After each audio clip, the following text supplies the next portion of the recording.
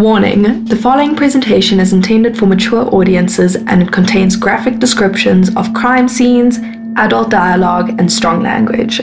This podcast represents the opinions of the hosts and their guests, and every effort is made to ensure that the information is accurate.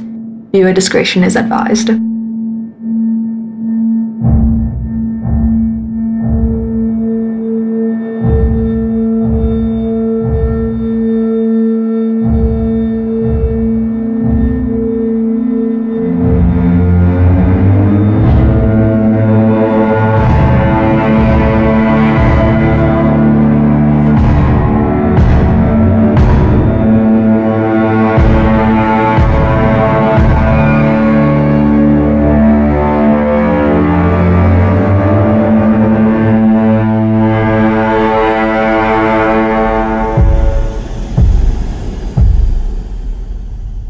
Welcome, fellow armchair detectives. I'm your host, Ashleigh, and I'm your host, Tamlyn Rossouw, and this is Just in Crime. Join us as we explore the issue of gender-based violence and femicide in South Africa by exploring the victims and their stories.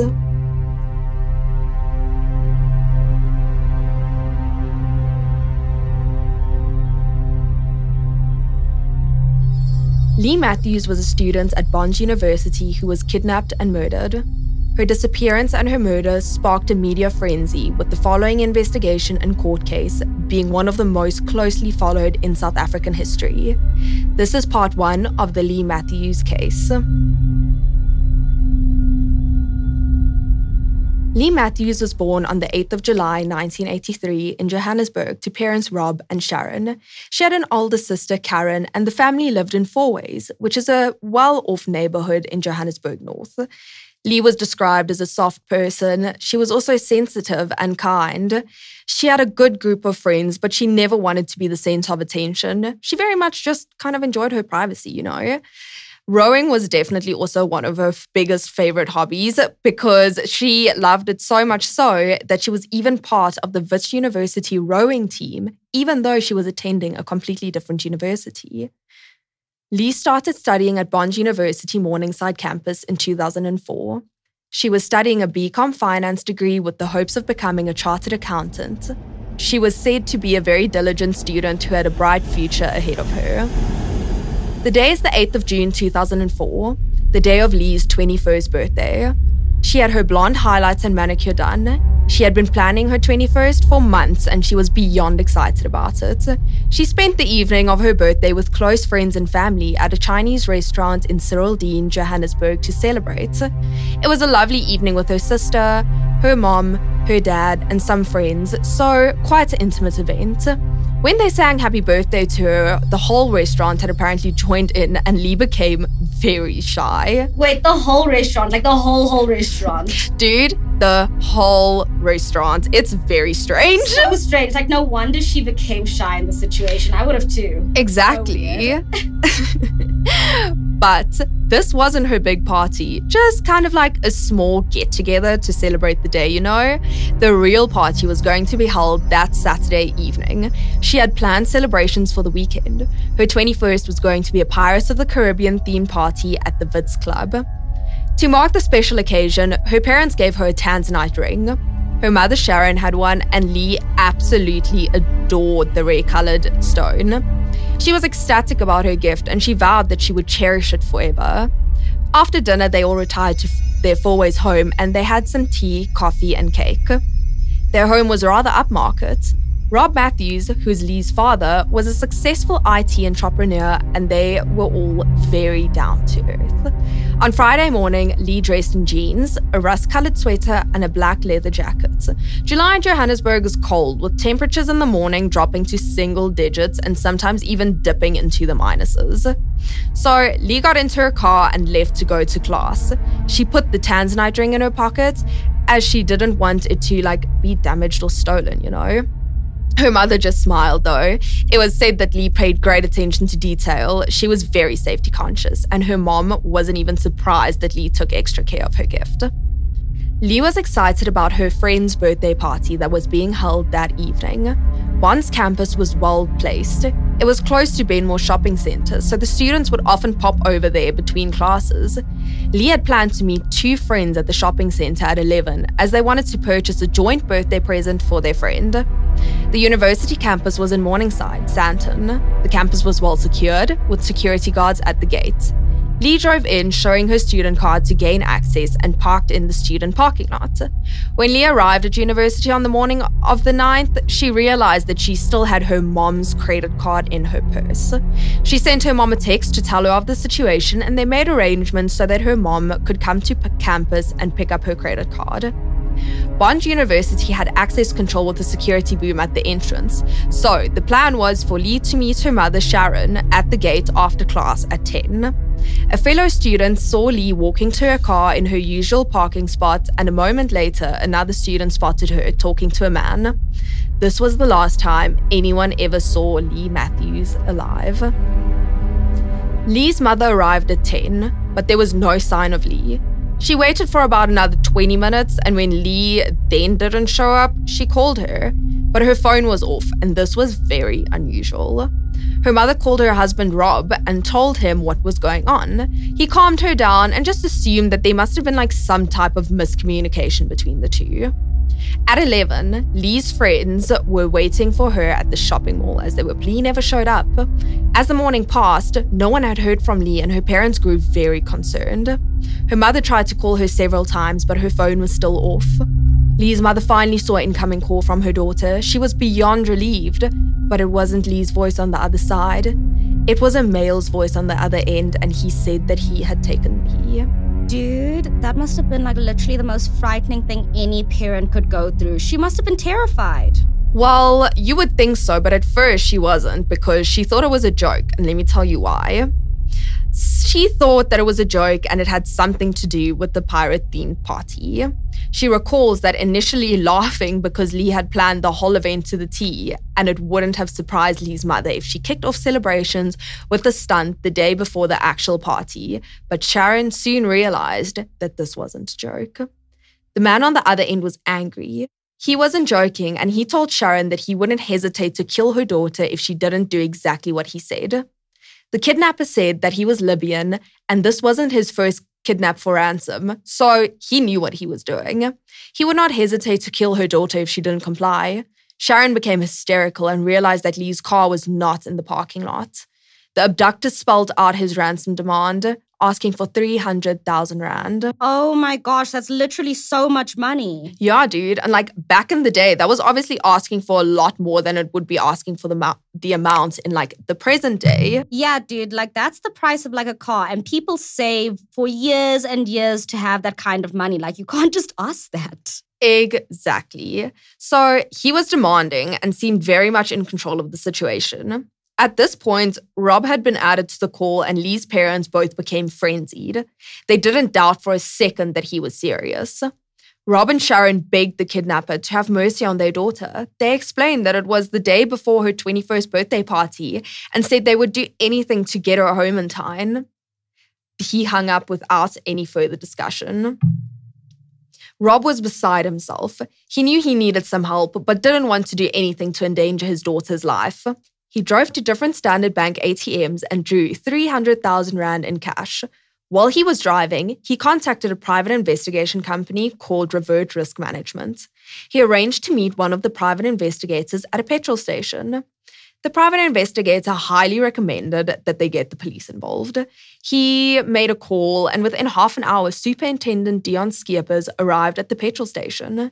He listened to Rob's story and then suggested that he tell the kidnapper that he could only get his hands onto 50,000 rand. While this was happening, Leigh was instructed to phone her mother, and Sharon saw the incoming call from Leigh. This time, Leigh was speaking. Sharon recalled that Leigh sounded different, like she'd been drugged, but in later years she concluded that her daughter was just petrified and had probably been crying very heavily. Through tears, Leigh told her mother that she wasn't physically harmed, but she begged her mother to listen to the kidnapper and to not involve the police. She said that her dad had to be careful because the kidnapper had a gun and he threatened to use it if he needed to. And just a side note for anyone who doesn't know, crime in South Africa is very prevalent and police force is very strained. So there's just so many cases that come in. The volume is absolutely ridiculous that they get on a daily basis. So the fact that Rob didn't go to the police straight away is really not strange at all. He was really just looking for the most efficient way of getting help. But as we know, it was too late. As per advice of the private investigator, Rob had gone to the police station where police prioritized Leigh's case. A task force was assembled as kidnapping is considered a serious crime, even in a society where violent crime is ordinary. The police acted swiftly and brought in a negotiator to coach Rob in speaking with the man who had his daughter. He was advised to tell the kidnapper that he couldn't withdraw the total sum of 300,000 rand on such short notice, but he was able to get 50,000 rand. 9 hours had passed since Leigh was last seen. Rob received calls from the kidnapper on several occasions while he was arranging the money and meeting the private investigators and the police. The kidnapper eventually agreed to accept the 50,000 rand and a drop-off was arranged for the money, and this was at the R558 off-ramp near the Rossouw toll plaza at 8 that evening. An hour before the money drop, the kidnapper called again. He was clearly annoyed about not getting the full amount he had asked for. In the conversation, it came out that Leigh told him that her parents weren't wealthy and that they wouldn't be able to pay the full amount. I can only imagine, at this point, that he had agreed to the 50,000 because he was kind of I guess 50K is better than nothing. This is exactly what I was thinking. Interestingly, though, because the kidnapper was prepared to back down on the amount of the ransom, the police were quite optimistic because they felt that he was not as familiar with the negotiation process as he had previously claimed. But it was time for Rob to do the money drop. He followed the abductor's instructions. He put the money in an unmarked envelope. He drove to the Rossouw toll plaza, which is south of the city. He was supposed to stop on a flyover at 8 and flash his headlights 3 times. Rob agreed for a police officer to hide in the back of his Chrysler Voyager, but as they approached the meeting point, Rob became nervous. He pulled over about a kilometer before the drop-off point and let the police officer out of the car at the gas station because he didn't want to jeopardize Leigh's safety. So, I don't know about you, dude, but when I'm stressed, my mind is all over the place. I'm just overwhelmed by everything and I just mess up. So I can completely understand why Rob, in the heat of the moment, misunderstood the kidnapper's direction and missed the bridge. The kidnapper then phoned Rob immediately and demanded to know where he was going and what he was doing. This tells us that he was probably watching. The kidnapper told him to turn around and stop on the other side of the road, and Rob recalls that for the first time, the kidnapper lost his cool. He apparently freaked out and swore at Rob, and as he dropped his guard, Rob heard what sounded like an accent. Rob turned around at the very next off-ramp and made his way back onto the highway. He pulled over at the drop-off spot and flashed his headlights 3 times as they had agreed. A figure moved through the darkness and there was a knock on the back window. A man came up behind him and ordered him to drop the envelope containing the money on the ground. Rob complied. He opened the passenger window and threw the envelope out the window. The kidnapper instructed him to drive. The person ran away and Rob was sure he would see his daughter again. Rob drove back slowly in hopes of hearing from the kidnapper again. He was sure that Leigh would just be dropped off at a shopping center or somewhere neutral or wherever, just so that they could tell the Matthews family to kind of go pick her up from there. So Rob went back to the gas station where he had left the police officer and they waited. They hoped, but no one called. 50 minutes ticked by with no call. Rob called Leigh's phone. It was switched off. He tried another 6 times, but there was no answer. At 25 minutes past 11, he tried for the last time, and then they started to fear the worst. Police immediately formed a task force of 15 policemen and then set up an office in the Joint Operations Centre at Johannesburg Police Station. The Operations Centre was set up to specifically serve as a centre of communication for emergencies. On the task force were specially trained hostage negotiators and the PIs to increase manpower. A soundproof room was set up to record any further calls from the kidnappers, but nothing ever came. The Matthews family were frustrated and felt that the kidnapper was probably holding out for the rest of the money, but he didn't make contact again. Leigh's phone was off, so Rob and Sharon could not reach out to her, which must have been terrible.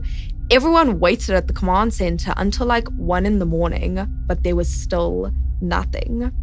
Rob and Sharon went home and for what would be the first of many very sleepless nights. The next morning, Rob took police to the drop-off location. Looking at the spot, they realized that it wasn't just a random location. The getaway car was parked below a flyover, which is why the person who took the money and came to Rob's car on foot, and then once he got the money, he made it back to the car. Because also there was no way for police to follow him because there was no highway access. It was all planned in meticulous detail. On Saturday evening, when Rob and Sharon Matthews were supposed to be sharing a night of celebration with their daughter, they were instead standing in front of a crowd of media about to give a press conference to announce that their daughter had been kidnapped. Despite the police advice not to, Rob and Sharon held a press conference. They felt the more people that knew about their missing daughter, the better chances there would be that someone somewhere would be able to help. Rob told the media that the kidnapper had told him that he was from Libya and he had an accent when he lost his temper, indicating that perhaps his normal speaking voice was accented. Rob pleaded to the kidnappers through the gathered journalist, "Please let her go. Please. We've been to hell and back, and that's only half of the story." The media went into a frenzy. 40 hours after Leigh's abduction, the family held another press conference. This time, Rob was losing his cool. He said, "What kind of people do this to others? Do they have no pity? Even bad people must have some feelings." The news made all the headlines in what was to come one of South Africa's most talked about stories. But in an unfortunate backlash, some news reporters blamed the Matthews family for involving the police. They also speculated that if Rob had paid the full amount, Leigh would have been released. Honestly, this is why I can understand why he said don't get the media involved, because as much as I love the media and I do understand that we form a part of it, sometimes they just don't respect the sensitivity around a lot of these cases. I mean, they basically expose things because people love drama. Yeah, dude, and it's all about selling a headline instead of being a source of information that can basically aid the public's knowledge. This is why the police usually hesitate to use the media as a tool to help them, because while it could be hugely beneficial in helping steer the investigation in the right way, half the time we're focused on the wrong thing and it's directed in the completely wrong direction and we blame the wrong people, like in this case. Yeah, dude, honestly, also, you're a journalist. You're not a profiler, not an investigator. So sit down, get back into your lane. We don't care about your opinion. Just report the facts, bro. That's your job. Literally. But luckily, the Matthews family didn't pay attention to this criticism. They were desperate to find their daughter. The task team of 15 members grew to 150. The tip line exploded, as you can imagine. The operations center had 3 landlines that were manned 24 hours a day, and they rang almost constantly. There was alleged even a copy kidnapping, but I don't know. I couldn't really find any information on this, but I wouldn't even be surprised if this was the case. Officers worked in shifts, looking into Leigh's case 24 hours a day, taking calls, following up on tips, and trying to find any information as to the kidnapper's identity. Rob and Sharon were at the operations center almost 24 hours a day, only leaving in shifts to get some sleep and buy takeaways for all of the police that were working their daughter's case. The Matthews would later say that all of them became one big family with a single goal: getting Leigh back alive and unharmed. Multiple psychics called the information line, and police followed up on everything. They left no stone unturned. Private security companies also volunteered assistance, and it seemed like everyone in Johannesburg was looking for Leigh. But there was no sign of her. Her car was found where she usually parked it in the Bond University parking lot. It was clear that someone else parked it there. However, the driver's seat was moved back, indicating someone taller than Leigh had driven it. The fans were on full blast, which is unusual for a midwinter's day. Forensic investigators processed the car for evidence. Leigh's cell phone was triangulated and the signal had bounced off cell towers in the Walkerville area. Helicopters, huge search teams, and the police's equestrian unit searched the area, a monumental feat. However, nothing was found. Before we jump into today's investigation, be sure to check us on Instagram and Facebook at Just in Crime SA for more episodes, case-related content, updates, and other riveting content. Also, always keep in mind, we are not professionals in any of the discussed fields, and if you or anyone you know is in danger, you can find resources on our social media pages, or alternatively, you can contact the Gender-Based Violence Command Center at 0800 428 428 or SMS help to 31531. So, back to the case. Hours had turned into days, days into weeks. Then, on the 21st of July, 12 days after Leigh was taken, a municipal worker found a naked body near a large anthill in an open field off the R82 highway in Walkerville. The crime scene images are up on our social media pages, so if you're by any chance curious, you should definitely go check it out. But basically, the municipal worker ran to a nearby pub where he very conveniently found a detective that was having lunch there. Later that afternoon, it was confirmed that they had found Leigh Matthews. The family was at the command center at Joburg Central Police Station. When the chaplain came over to speak to Sharon, he didn't even have to say anything. She knew they had found her daughter and that she was no longer alive. It was devastating news. Up to that point, police were still hoping that they were going to find Leigh alive. So they didn't, which is really sad. A 50 square meter area around the body was cordoned off. Detectives arrived and confirmed the identity of the victim. It was for sure Leigh Matthews. She had been shot 4 times and her body was in the very early stages of decomposition. Her hair and body, although in a bit of a grimy place, were very clean and no animals have come across her body, and there was basically just a single spider that had started to spin a web between her legs. Beneath the web laid 4 bullet cartridges. It would later be determined that she also hadn't been killed there. There was no blood. The bullet casings were perfectly grouped together as though someone had placed them there. Rob and Sharon were given the most devastating news of their lives, and the very next day they had to face newspaper headlines proclaiming that if Rob had just paid the full amount, his daughter might not be dead. The task force let the hostage negotiators go. What was once a recovery operation turned into a murder investigation. For a month, working 7 days a week, the police followed up every single lead that they could, but with no success. Eventually, on the 21st of August, they were allowed to take their first weekend off. The investigation didn't seem to be making any progress. But in August, South Africa's top cop, Superintendent Piet Bielefeld, was appointed to the case. He had arrested notorious criminals like the Nasrek serial killer and the Vemapan serial killer.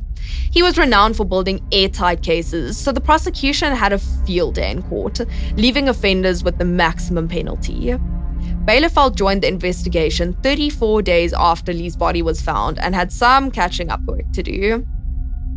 Bielefeld followed his usual investigative routine. He ignored the boxes of documents that were unceremoniously offloaded at his desk, and he went back to the scene of the crime.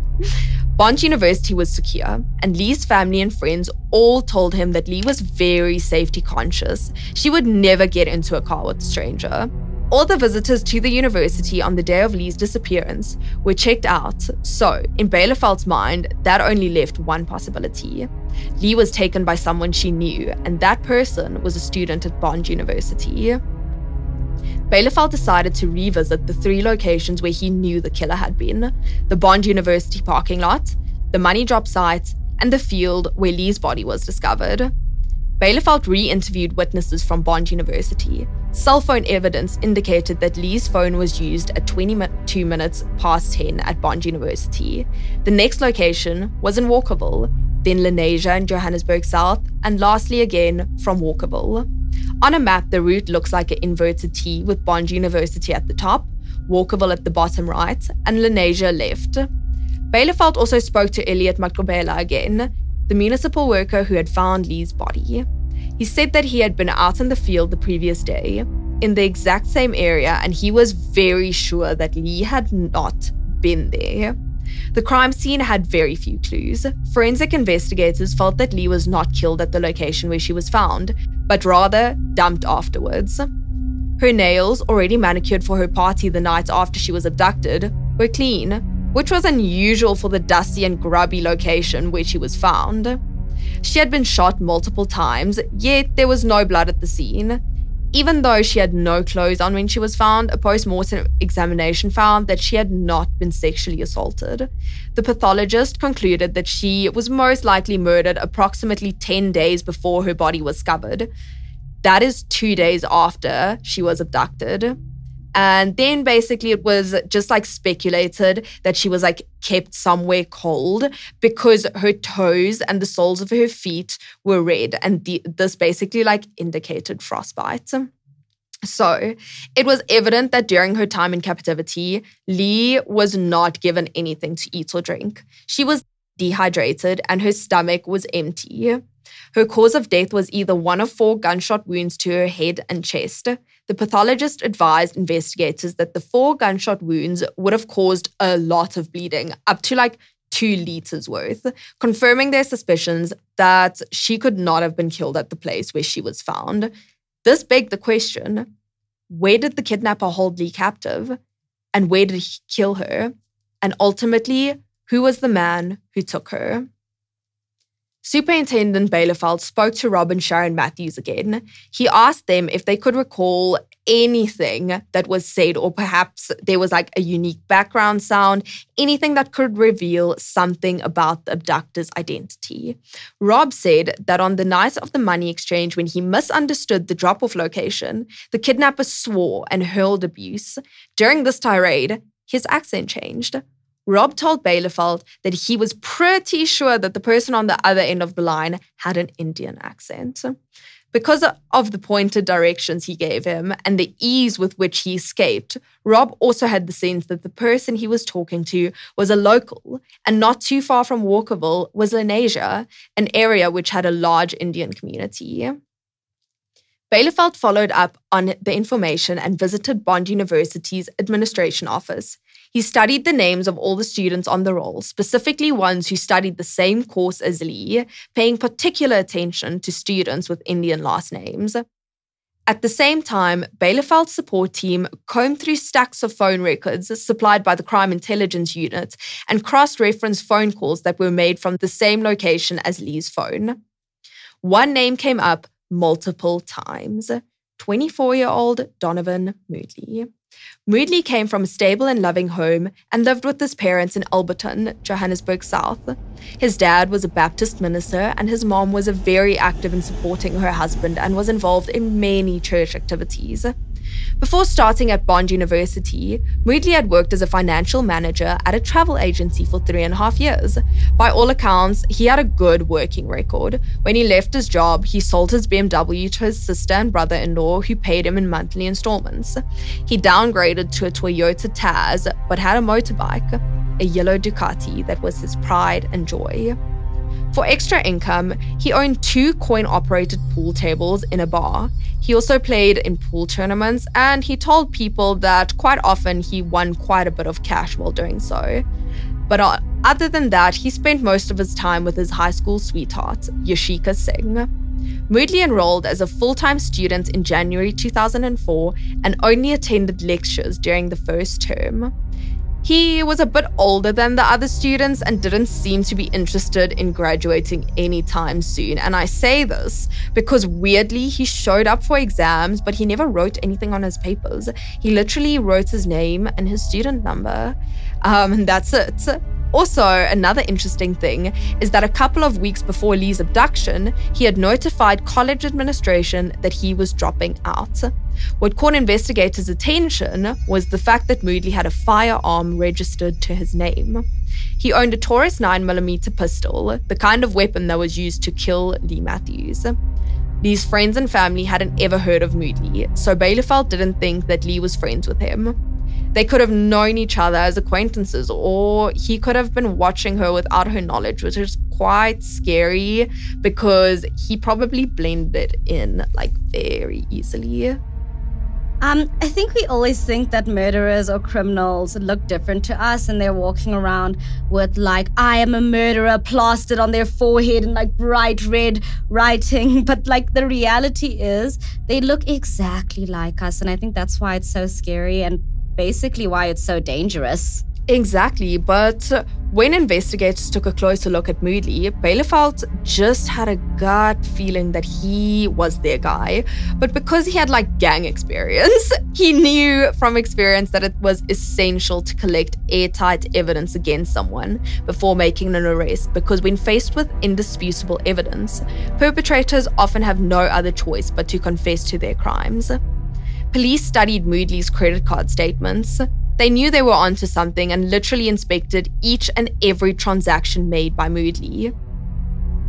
They saw that he booked himself into the Formula 1 hotel, which is in Sandton. This was for 8 days, and it was around the time of Leigh's disappearance. The hotel is only a short drive from Bond University. Moodley used his own name, his actual ID, and even provided his vehicle registration number when he checked in. In the week after Rob Matthews dropped the 50,000 Rand ransom money, there were 2 large deposits into Moodley's bank account, adding up to 38,000 Rand. Another amount of close to 12,000 Rand was spent at a jewelry store at Eastgate Shopping Centre. The purchase at the jewelry store was an engagement ring for his girlfriend Yashika. He also booked a luxurious holiday in Durban with Yashika and her relatives. While they were in Durban, Moodley hired a yacht for the night and proposed to Yashika. It was later confirmed that the ring was bought with the ransom money. And he also had repairs done on his Ducati motorbike, and the expenses added up to over 48,000 Rand, leaving only 1,200 Rand unaccounted for. Honestly, I don't know what's wrong with this man. Is he a psychopath? Is he dumb? Is he ballsy? Is it something else? I'm just confused. Why would you do all that? Yeah, dude, why do you go and spend all the money immediately and make such obvious purchases that you know will be traced if you do become such suspect, which is really high when you've committed murder. But basically, the concrete evidence that they were waiting for came around. Remember how earlier the police found Leigh's car in the parking lot? Well, there was a discarded lottery ticket inside. The ticket had a fingerprint on it, and it belonged to none other than Donovan Moodley. His fingerprints were also found on a piece of brown duct tape that was found near Leigh's body. Until that point, they had been unable to identify the fingerprints, but Bielefeld ran them against Moodley's prints, and they matched. They had their man. Bielefeld was convinced that they were accomplices, so he didn't rush to arrest Moodley. He placed him under surveillance and pulled his cell phone records. Moodley's movements on the day of the kidnapping directly lined up with the movements of Leigh's cell phone and presumably Leigh herself. Moodley had been on the phone with several of his friends around the time of Leigh's kidnapping and shortly after. Bielefeld tracked the phone movements of the most frequently called number, which was a childhood friend of Moodley, and his cell phone was in the same place that the ransom drop-off had been done at the same time it was being made. Remember Moodley's small pool table renting business? Well, around the time that Leigh was being kidnapped, he phoned his business partner and his sister's boyfriend. He phoned his fiancée a few hours later, and then she left work early and went to an address in Lenasia, which is not too far from walkable. As I mentioned earlier, Leigh's body was in the early stages of decomposition when she was found. She hadn't been lying in that field for 12 days, and remember how I was saying earlier that Leigh had coal burn on her body? Well, Bielefeld discovered that a friend of Moodley's owned a mortuary. The premises were searched, but no evidence was found that Leigh had ever been there. Bielefeld and his team wasted no more time and moved in for the arrest. But that's all the time we have for today, so be sure to tune into our next episode to hear about part 2. Thank you so much for tuning in to today's episode. Be sure to check out our social media for more episodes, case-related content, and other riveting info. We'd also like to give a massive shout out to Christian Putter for creating our theme song. Be sure to check out more of his work on Instagram at Christian_Putter. And then we would also just like to thank Anthony Catano for creating our album art. So be sure to follow him at @Catano on Instagram. And lastly, we'd like to give a huge shout out to VU Media for helping produce this podcast. Be sure to follow them on Facebook and Insta at VU_Media SA.